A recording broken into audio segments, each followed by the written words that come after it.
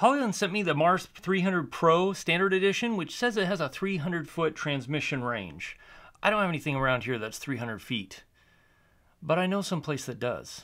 Hey, my name is Jake Sloan, and I create content for solo creators on the go, people like me who are out and about creating content for YouTube or small commercial projects. I do reviews of equipment that makes that process easier, tips and tutorials on how to use that equipment. Sometimes I'm in my studio. Most of the time I'm out and about in Alaska like this, because why wouldn't I use a backdrop like this if I have access to it? Everything has to have a disclaimer now. Hollyland sent these to me for free, but they're not paying for my opinion or my review or anything like that. They didn't ask me to say anything other than test them and give my honest feedback and opinion about them.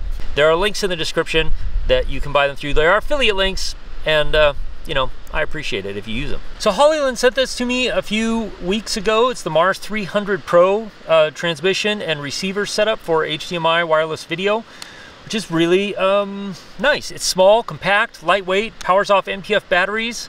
It actually is really simple to set up and put together. And the nice thing is that even though, or while you're monitoring like this via a small screen that you probably can't see because it's so bright out here, you can also download the app and connect to the app wirelessly. It has a range up to 300 feet depending on the conditions where you are. And like, that's a long way. If you can go 300 feet, that's quite a ways. So this is a good spot to test. There's no interference. There's plenty of open space. I can go as far as I want to. We'll be able to see exactly how far these things can transmit and receive. The cool thing is you can transmit and receive to the receiver that comes with the standard unit, or you can buy just the transmitter and it will send to an app on your phone or tablet. And I think it supports up to 3 or 4 devices, which is pretty cool. Got both cameras recording. We're gonna start walking.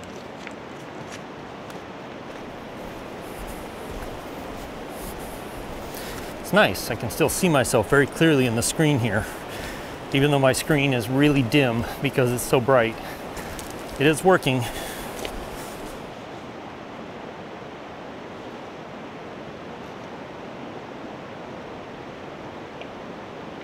So I can still see myself now a couple hundred feet away.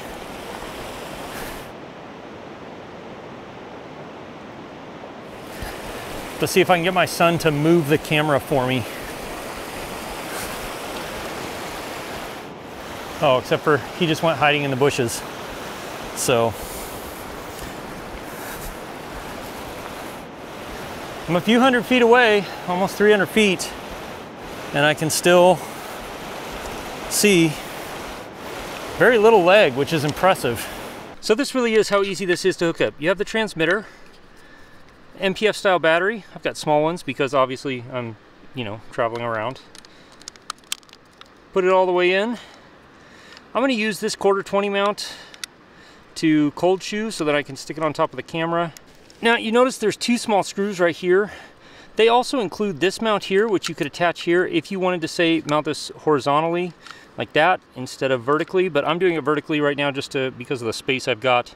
I have a nice short HDMI cable here. You plug it into HDMI in. It's a nice full-size HDMI cable, just like that, and then mount it on top of the camera. So you'll see right here I've got my DDD4 Duo, this little rail thing, which is a nice cheap little rail on Amazon. And we're just gonna set this in here like that.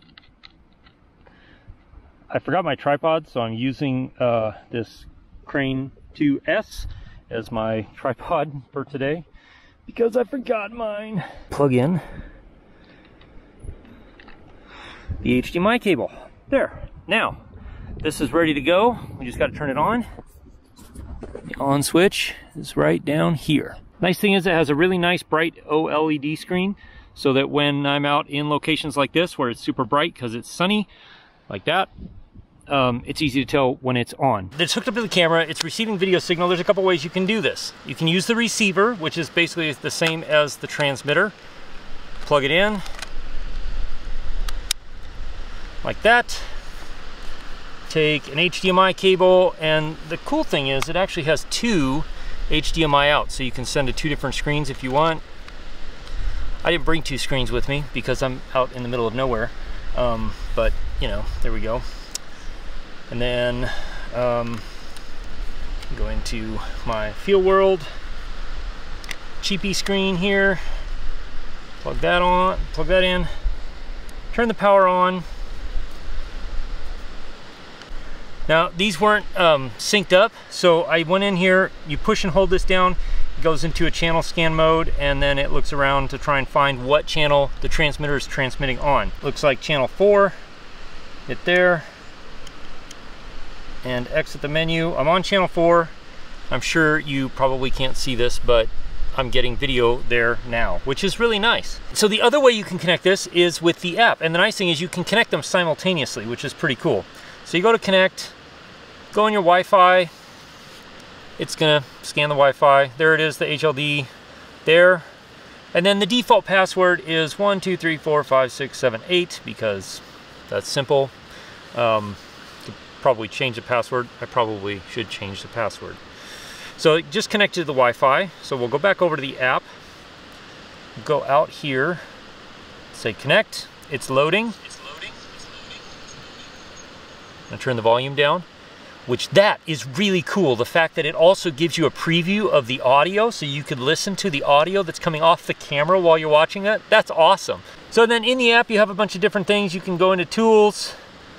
There's a waveform, histogram, focus, zebras, of course, framing. You can magnify, you can do false color, which false color is really cool if you're looking for your exposure hotspots, your lighting hotspots.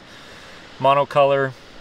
And you can even input your own LUTs in there if you wanted to. So you can magnify. When you magnify, you can like go over different areas, just move it around with your fingers, which is really cool to see kind of how it's looking. So the real question is, why would you need something with wireless video that also happens to transmit audio? Very cool, by the way, very, very cool.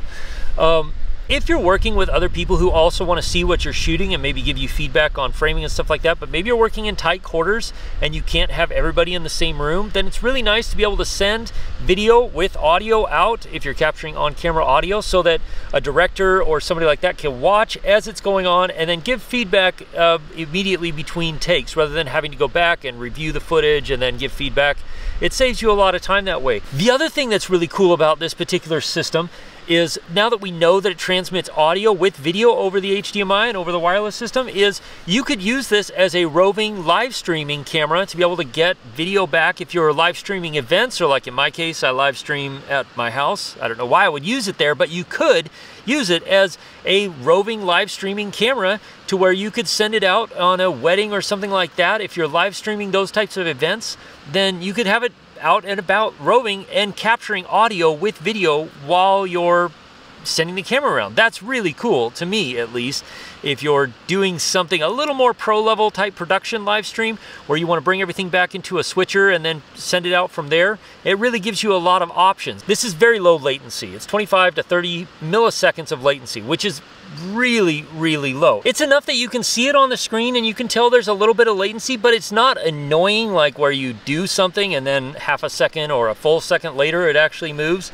The latency on this is actually really, really impressive. Now, are there limitations to something like this? Yeah, of course there are. You don't have the option to be able to put in other antennas, or larger antennas or beam antennas. If you want to do something like that, you need to look at some of their other models or other devices that are out there. They only transmit 1080 at 24 frames a second or 30 frames a second. And something I actually do like about them is they don't have a built-in battery, which you have to recharge. Having something like these NPF batteries where you can kind of decide how much runtime you want via the size battery you want to carry around with you is kind of nice, in my opinion. And the fact that they include a 1/4-20 mount, so you can mount it straight up and down like this if you want to, or if you want to be more horizontal, you can also use the mount that they send you like this, and it's pretty easy. You just screw it into the holes that are there with these nice little thumb screws.